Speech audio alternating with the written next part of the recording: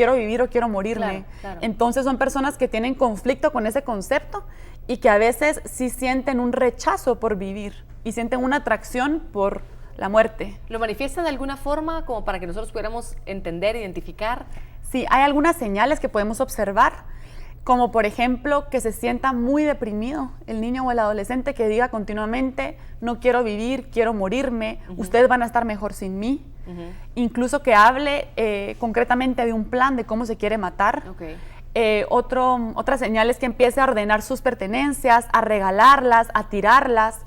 Otra señal es que deje notitas de despedida o que haga llamadas como despidiéndose, deje mensajes a través de los diferentes medios, despidiéndose.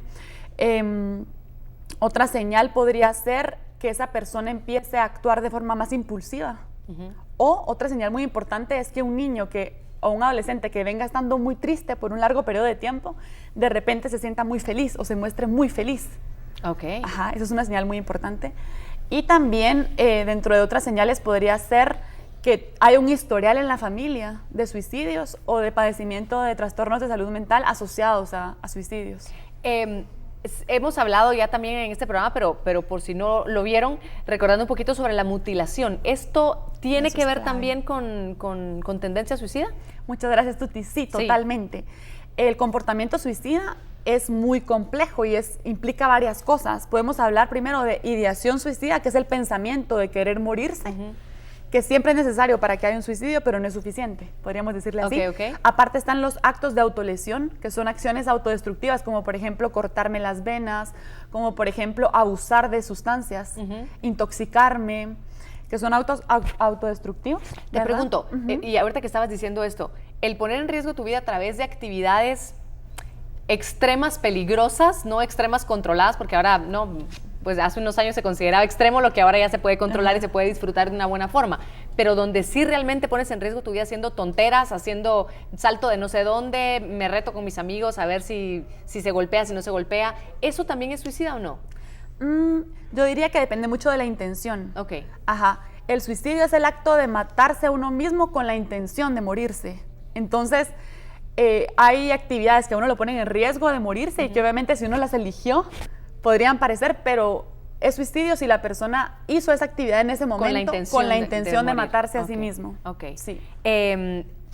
¿Cómo podemos entender? Tú me decías hace un momento que muchas veces dicen, me voy a morir, me quiero matar, van a estar mejor sin mí. Hay momentos, sobre todo creo yo, que en la adolescencia, y ahora de verdad es impresionante que hasta los niños salen con estas cosas porque lo ven en las caricaturas, lo ven en las series que hay y que a lo mejor no están acordes a sus edades y tocan ese tipo de temas. Y una salida fácil es, pues me muero, pues me voy a matar. ¿Cómo saber que es un chantaje y que es realmente una alerta? Bueno, para saber si es un chantaje o si es realmente una señal de que esa persona está en riesgo, sería muy importante tomar en cuenta el historial de ese niño o ese adolescente. Pensar si realmente existen todas esas señales que hemos ya hablado o esos indicadores de que la persona está en riesgo, que sería más que todo que la persona padezca algún problema psicológico y que esté sufriendo muchísimo malestar psicológico, por ejemplo. Si un niño no tiene todo eso, pues sí probablemente está imitando algo que vio, no es cierto, ¿verdad? Pero yo les diría que es mucho mejor creerle a ese niño y a ese adolescente. Aunque sea un chantaje. Hacerle caso. Eso sería lo mejor. Claro. Y ir directamente con ayuda profesional, con psicólogos y psiquiatras, a evaluar a ese niño, a conocer qué está sintiendo, qué está pensando. Es siempre mejor ser muy precavidos y evitar. En el momento en el que estamos escuchando esas palabras como papás, seguramente nos horrorizamos y no sabemos qué hacer. ¿Qué es lo correcto hacer en esos momentos? En esos momentos, pues, mantener la calma. Decirle al niño, decirle al adolescente, bueno, cuéntame cómo te sientes, cómo piensas, qué quieres decirme. O sea, que se sienta comprendido y no juzgado. Que se sienta que puede confiar en sus papás para que les cuente de sus problemas y directamente sí acudir con profesionales de la salud mental, ¿verdad? Con psicólogos, con psiquiatras, para ver qué es lo mejor que a ese niño le conviene recibir. ¿Qué tipo de acciones toman los chicos generalmente? Tengo entendido que están los intentos suicidas, que son cuando no lo llevan a cabo, ¿cierto? Pero que empiezan a hacerlo. Tú aclárame, por favor, para poder trasladar buena información a nuestra audiencia. Y esto puede ser, claro, una señal de que puede llegar a pasar, pero puede ser que sea solamente la señal de necesito ayuda, urgentemente ayúdenme. ¿Qué es lo que comúnmente hacen los chicos cuando es solo un intento suicida o cuando ya es suicidio? ¿Cómo lo hacen?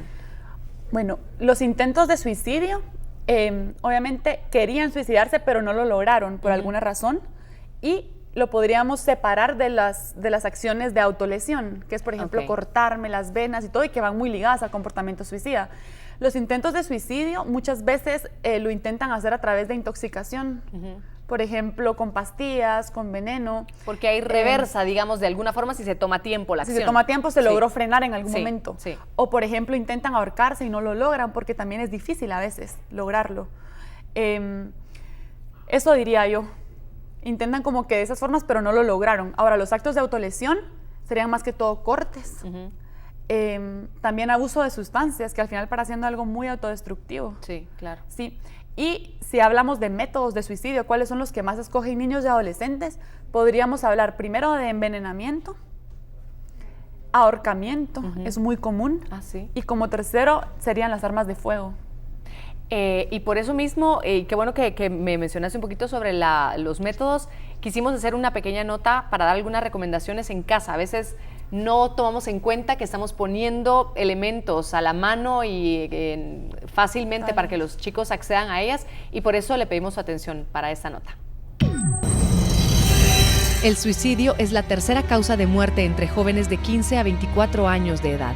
Es importante tomar en cuenta que cualquier pistola en su hogar debe estar descargada, bajo llave y fuera del alcance de los niños y adolescentes.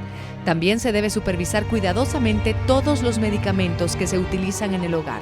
Estos son algunos puntos que como padres podemos tomar en cuenta para cuidar y prevenir situaciones lamentables en casa. Pero nos asesoramos con un experto para que él también pueda comentarnos qué otro método de prevención puede existir en el hogar. Y mañana Vidal Schmil en un show con Tuti hablando sobre comunicación en familia. Utilizamos el celular o la tablet para entretener a los niños. Pues yo no me arriesgaría, por lo menos con mis hijos procuro no hacerlo. Entonces ahí sí hay bastantes conflictos que vienen del temperamento. Te vas a equivocar una tras otra y no te va a dar resultado. Pero cuando uno tiene varios hijos, ¿qué hace para que entre hermanos? Detonan cuando la persona potencialmente tiene trastornos obsesivo-compulsivos. Un show con Tuti, mañana a las 8 de la noche. Guatevisión, lo mejor que ves.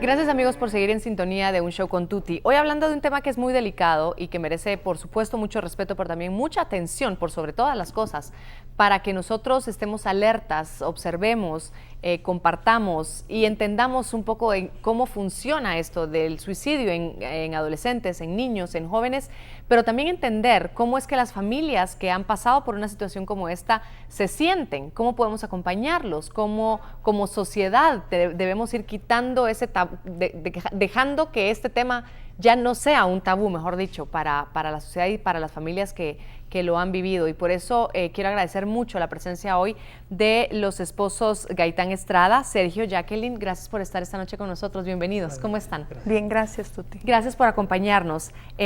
Hace casi un año su hijo se quitó la vida, su hijo de 18 años. Y yo lo que quiero entender un poquito y conocer de este proceso tan doloroso, número uno, lo lamento mucho y gracias por acceder a esta entrevista, es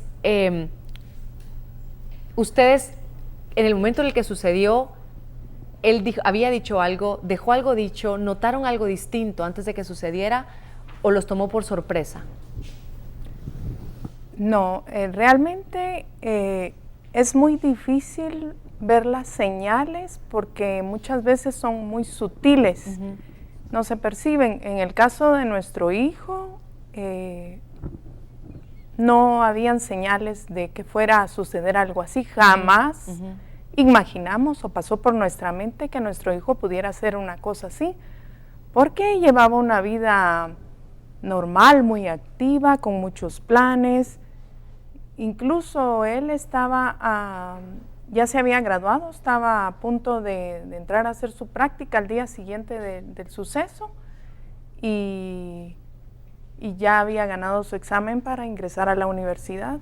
No parecía que algo estuviera en contra, digamos, como para que él estuviera muy frustrado, muy triste por algo. No, incluso sus amistades, todo el mundo que habla con nosotros, jamás mencionan que él estuviera triste, que hablara del suicidio, ¿no?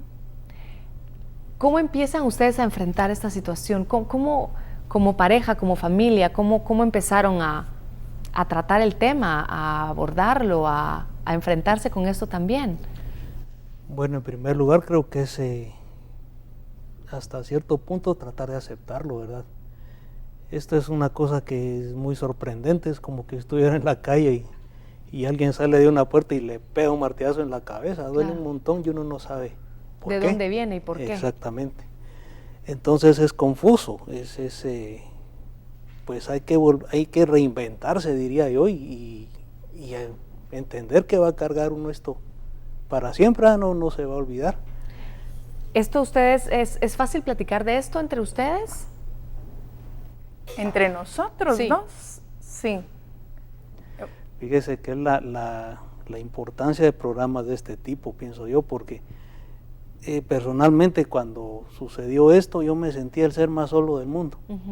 Uno tiene la impresión de que 14 millones de guatemaltecos, uno es el que está con eso. Claro. Porque nosotros antes de encontrarlos a ellos estuvimos buscando y buscando porque uno se siente incomprendido, solo, aislado, señalado, discriminado, porque es una situación que no es común, no es lo mismo que un hijo o que un familiar fallezca por una enfermedad común, claro, por violencia, por cualquier otra circunstancia, a que la persona tome la decisión de ya no existir. Eso es impactante desde cualquier punto de vista y entonces afecta mucho. Mencionabas, Jacqueline, que se han sentido en ocasiones señalados. ¿De qué manera? Porque no nos han dicho directamente, pero sí, por lo mismo que no se puede hablar del tema así tan abiertamente con las personas, tan solo hablar de la muerte con alguien, la persona no quiere hablar de la muerte. Sí, es un tema que se rechaza. Hablar del suicidio, menos. Y entonces no puede uno encontrar afinidad con otras personas porque solo con alguien más que esté pasando por la misma situación, entonces uno se siente comprendido. Claro. ¿Por qué sentimiento se atraviesa o se vive con esto? Bueno, serán sentimientos de soledad, de confusión, una tristeza muy grande obviamente, cólera, resentimiento, a veces se resiente uno mucho de Dios, digamos, porque no entiende uno por qué suceden las cosas, ¿verdad? Claro. Aparte de lo que decía usted, que le preguntó a Jacqueline del señalamiento, digamos, por ejemplo, yo tengo una amiga que ha sido muy religiosa siempre, yo sí nunca fui tanto, pero ella la quiero mucho, pero me dice un día, mira vos, porque vos no ibas a la iglesia te pasó esto. Como si fuera un castigo. Y son cosas que hasta cierto punto indignan y duelen, pues, porque claro, no saben ellas cómo fue la cosa, no saben quién era mi hijo, ni cómo llevaba una relación yo con él, ¿verdad? Entonces eso hasta cierto punto lo impulsa a uno a enconcharse, a ser un poco más defensivo. Como sociedad y como grupo de apoyo debemos juzgar menos, definitivamente. ¿Cómo funcionó su red de apoyo, sus amigos, sus familiares? Porque muchas veces podemos estar muy cercanos, ser hermanos incluso, pero no sabemos cómo abordar el tema, no sabemos cómo acercarnos a alguien